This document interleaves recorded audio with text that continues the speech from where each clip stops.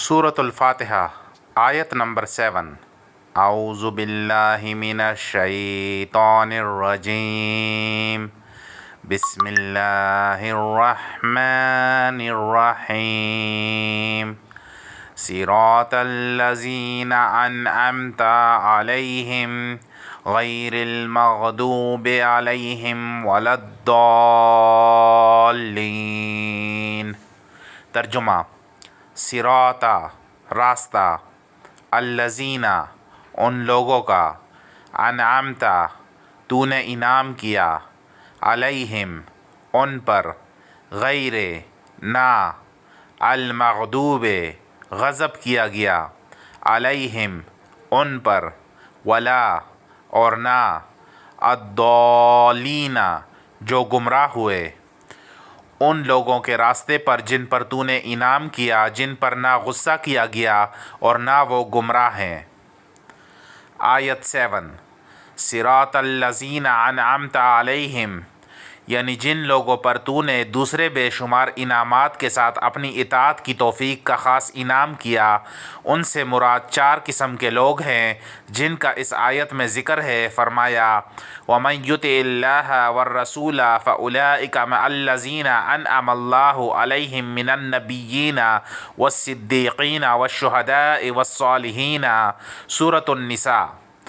اور جو کوئی اللہ اور رسول کی فرما برداری کرے تو یہ ان لوگوں کے ساتھ ہوں گے جن پر اللہ نے انعام کیا، نبیوں اور صدیقوں اور شہداء اور صالحین میں سے۔ قرآن مجید میں مذکور انبیاء، صدیقین، شہداء اور صالحین کے تمام واقعات اس مختصر جملے کی تفصیل ہیں۔ نمبر 2، غیر المغضوب علیہم ولا الضالین۔ قرآن مجید میں المغضوب علیہم یہود کو کہا گیا ہے، چنانچہ ان کا تذکرہ کرتے ہوئے فرمایا: وَضُرِبَتْ عَلَيْهِمُ الذِّلَّةُ وَالْمَسْكَنَةُ وَبَاءُوا بِغَضَبٍ مِّنَ اللَّهِ۔ سورۃ البقرہ۔ اور ان پر ذلت اور محتاجی مسلط کر دی گئی اور وہ اللہ کی طرف سے باری غضب لے کر لوٹے۔ اور فرمایا: فَبَاءُوا بِغَضَبٍ عَلَىٰ غَضَبٍ۔ سورۃ البقرہ۔ پس وہ غضب پر غضب لے کر لوٹے۔ اور فرمایا: قُلْ هَلْ نُنَبِّئُكُم بِشَرٍّ مِّن ذَٰلِكَ مَثُوبَةً عِندَ اللَّهِ مَن لَّعَنَهُ اللَّهُ وَغَضِبَ عَلَيْهِ وَجَعَلَ مِنْهُمُ الْقِرَدَةَ وَالْخَنَازِيرَ وَعَبَدَ الطَّاغُوتَ أُولَٰئِكَ شَرٌّ مَّكَانًا وَأَضَلُّ عَن سَوَاءِ السَّبِيلِ۔ سورۃ المائدہ۔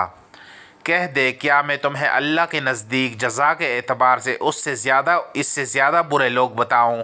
وہ جن پر اللہ نے لعنت کی اور جن پر وہ غصے ہوا، اور جن میں سے اس نے بندر اور خنزیر بنا دیے، اور جنہوں نے طاغوت کی عبادت کی، یہ لوگ درجے میں سب سے برے اور سیدھے راستے سے زیادہ بھٹکے ہوئے ہیں۔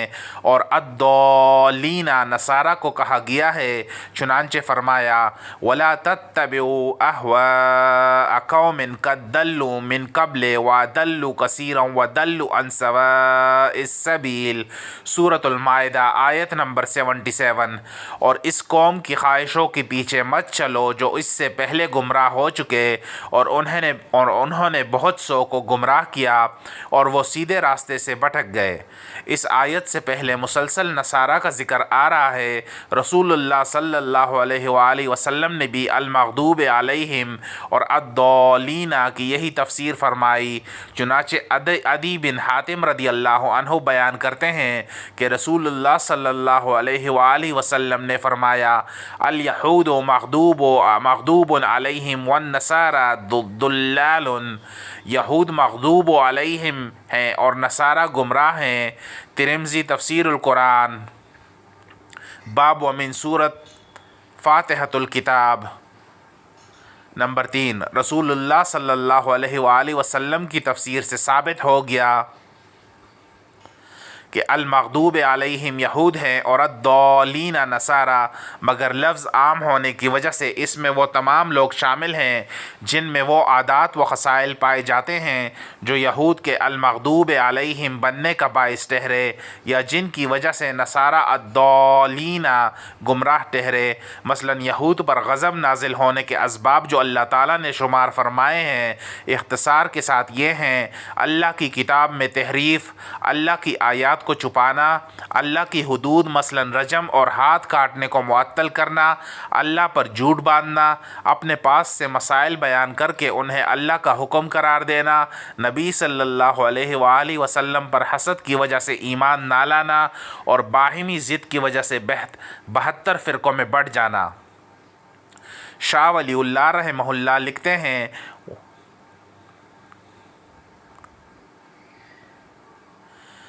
وَبِالْحُمْلَةِ فَإِنْ شِئْتَ أَنْ تَرَى نموذج اليهود فانظر إلى علماء السوء من الذين يطلبون الدنيا وقد اعتادوا تقليد السلف وأعرضوا عن نصوص الكتاب والسنة وتمسكوا بتعمق عالم وتشده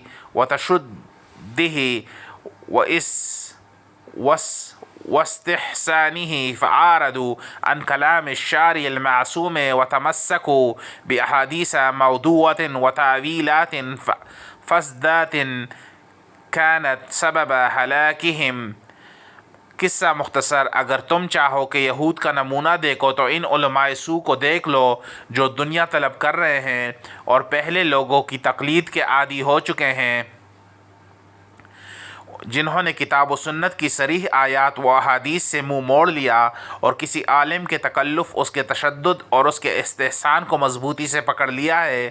چنانچہ انہوں نے معصوم پیغمبر صلی اللہ علیہ وآلہ وسلم کے کلام سے منہ موڑ لیا اور من گڑت احادیث اور فاسد تعویلات سے چمٹ گئے جو ان کی ہلاکت کا باعث بن گئی۔ الفوز الکبیر۔ اور نصارہ کی گمراہی کے اسباب یہ تھے: مسیح علیہ السلام کے بارے میں غلو، ان کو عین خدا یا تین میں سے ایک خدا کہنا، مریم علیہ السلام کو تین میں سے ایک خدا کہنا، مسیح علیہ السلام، مریم علیہ السلام اور صلیب کی پوجا کرنا، قبروں کو مسجدیں بنانا، احبار و رہبان کو رب بنانا وغیرہ۔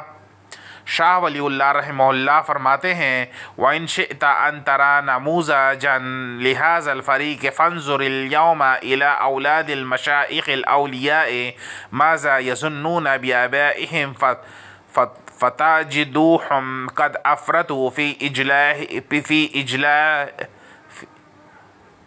إِجْلَالِهِمْ كُلِّ الإفراط وَسَيَعْلَمُ الَّذِينَ ظَلَمُوا أَيَّ مُنْقَلَبٍ يَنْقَلِبُونَ۔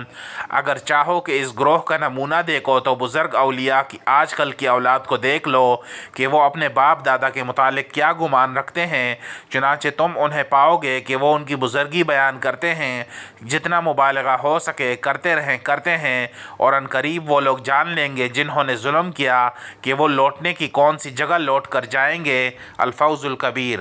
غیر المغضوب علیہم ولا الضالین کا ترجمہ عام طور پر کیا جاتا ہے نہ راستہ ان لوگوں کا جن پر غضب ہوا اور نہ گمراہوں کا، مگر حقیقت یہ ہے کہ غیر المغضوب علیہم میں لفظ غیر پچھلی آیت میں الذین انعمت علیہم سے بدل یا اس کی صفت ہے، یعنی الذین انعمت علیہم اور غیر المغضوب علیہم ولا الضالین دونوں ایک ہی لوگ ہیں۔ اس لیے ترجمہ یہ ہوگا کہ ہمیں سیدھے راستے پر چلا، ان لوگوں کے راستے پر جن پر تو نے انعام کیا، جن پر نہ غصہ کیا گیا اور نہ وہ گمراہ ہیں۔ یہاں ایک سوال ہے کہ کیا صراط الذین انعمت علیہم کافی نہ تھا؟ پھر اس کے بعد غیر المغضوب علیہم ولا الضالین لانے میں کیا حکمت ہے؟ جواب اس کا یہ ہے کہ اللہ تعالیٰ کا انعام تو اس کی ہر مخلوق پر بے شمار ہے، کم از کم اسے پیدا کرنا اور اس کی زندگی کی ہر ضرورت پوری کرنا ہی بہت بڑی نعمت ہے۔ اس لیے یہ تعلیم دی کہ ان لوگوں کے راستے پر چلنے کی دعا کرو جن پر اللہ نے انعام کیا مگر وہ غضب کا نشانہ نہیں بنے، نہ ہی وہ گمراہ ہیں۔ ایسے لوگ وہ چار گروہ ہیں جن کا اوپر ذکر ہوا ہے۔ صراط الذین انعمت علیہم میں انعام کی نسبت اللہ تعالیٰ کی طرف کی ہے، جبکہ غضب اور ضلال کی نسبت اللہ تعالیٰ کی طرف نہیں کی۔ اس میں اللہ تعالیٰ کے ادب کی تعلیم ہے کہ اگرچہ خیر و شر دونوں کا خالق وہ ہے، مگر شر کی نسبت اس کی طرف نہیں کی جاتی کیونکہ اس کا ہر فعل خیر ہی خیر ہے۔ حذیفہ بن یمان رضی اللہ عنہ عسیٰ ان یبعثک ربک مقاما محمودا کی تفسیر میں رسول اللہ صلی اللہ علیہ وآلہ وسلم سے روایت کرتے ہیں کہ قیامت کے دن جب سب لوگ ایک میدان میں کھڑے ہوں گے تو رسول اللہ صلی اللہ علیہ وآلہ وسلم اللہ تعالیٰ کو پکاریں گے، لبیک وسعدیک والخیر فی یدیک والشر لیس الیک۔ مستدرک حاکم تفسیر سورہ بنی اسرائیل۔ بار بار حاضر ہوں اور بار بار حاضر ہوں، خیر تیرے ہاتھوں میں ہے اور شر تیری طرف نہیں ہے۔